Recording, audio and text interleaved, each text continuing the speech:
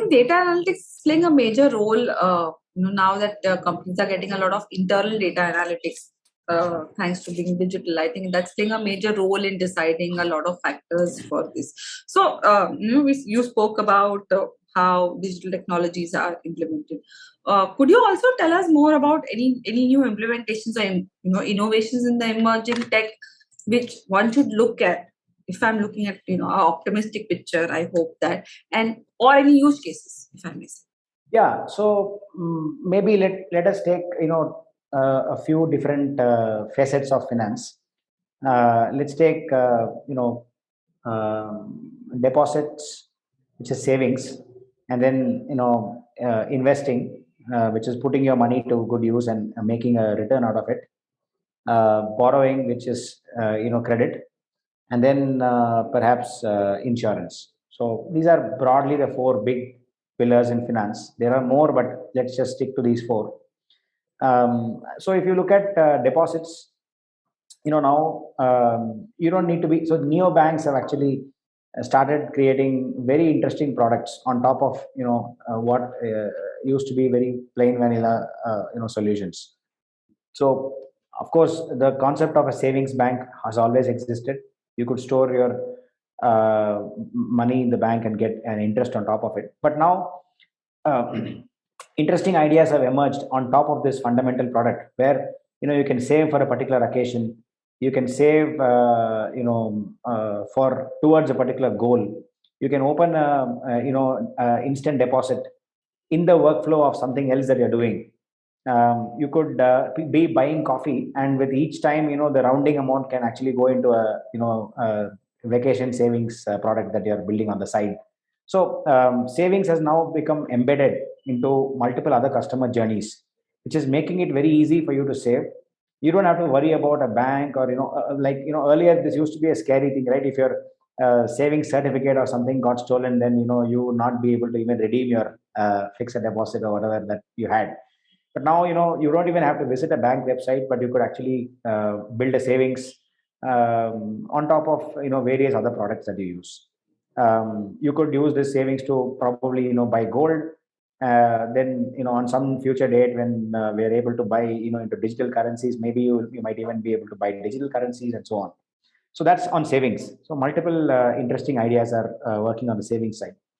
If I look at insurance, again, gone are the days when there was a plain vanilla insurance policy. Now area upon area of insurance, whether it is general insurance or marine and factory insurance, or transportation insurance, or even life insurance, a lot of nuanced data is actually starting to get used.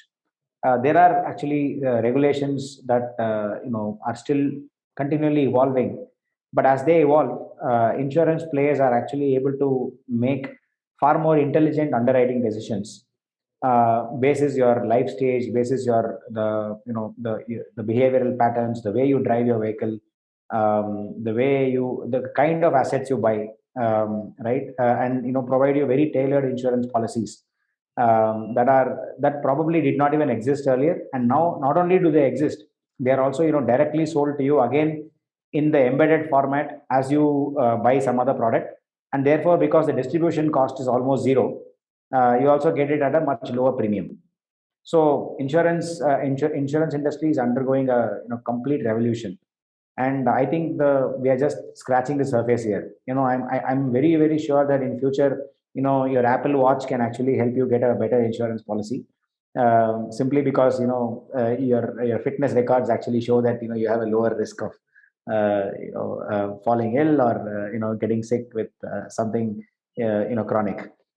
Then if I move to borrowing, so we at Rupeek have, for example, taken a very age-old product like gold loans and then given it a completely new spin. And we are saying that okay, not only can you use your gold to borrow in the time of need, but you can actually store it and make use of it like a card, or like a savings deposit, where the money is available to you when you want to use it and however you want to use it.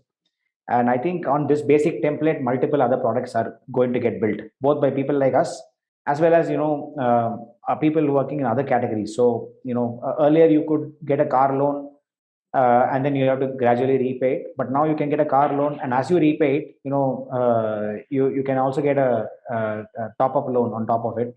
Again, very seamlessly. You don't even have to go and apply for it or talk to somebody about it. It's just seamless touch of a button. Similarly, even public sector banks like SBI, who are traditionally who have a lot of compliance and regulatory challenges to go through before they launch a new product, have really blazed the way in terms of innovation, right? So if you look at SBI YONO, you can actually in a digital flow get access to a lot of credit products. Then pure play digital lenders have revolutionized the scenery. There are now pay in parts cards that you can get, whether it is Slice or Uni or so many other startups that have come in and revolutionized access to credit for youngsters, for professionals who are at the beginning of their career. Recently, there has been a startup which actually helps you get a foreign credit card before you even leave India, right? So let's say you're a student and you want to go abroad, you can land there with a foreign credit card which works on day one. Right? So lending is again multiple use cases and lots of slivers that people are picking on. And I think final point is investing. Investing again is going through a sea change.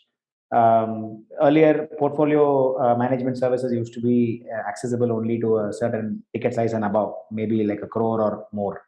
Right now, even for as little as 5 lakh saving or 2 lakh saving, you can actually have access to portfolio management services, because again it's platformized. So the platform is operating on behalf of a large number of people, so they're able to optimally deliver such high quality services and advice even for small ticket sizes.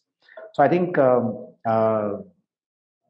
area upon area, I'm seeing just the start of an avalanche of products and services that customers will get access to. The broad theme is going to be access, it's going to be convenience, and it's going to be personalization, right? So you will get what you want when you want it, and at the price that you can afford.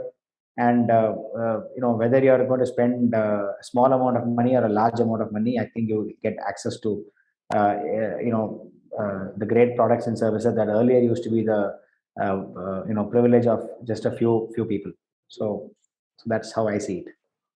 Thank you so much for these use cases. I think you opened the arena just not for my CIO or the CISO community, but a lot of viewers who will hear this conversation. So thank you. And I just hope nobody from Apple is hearing this conversation, because the next Apple 14 or 15, whatever that, I'm an anti-iPhone Apple person, so I don't know the number.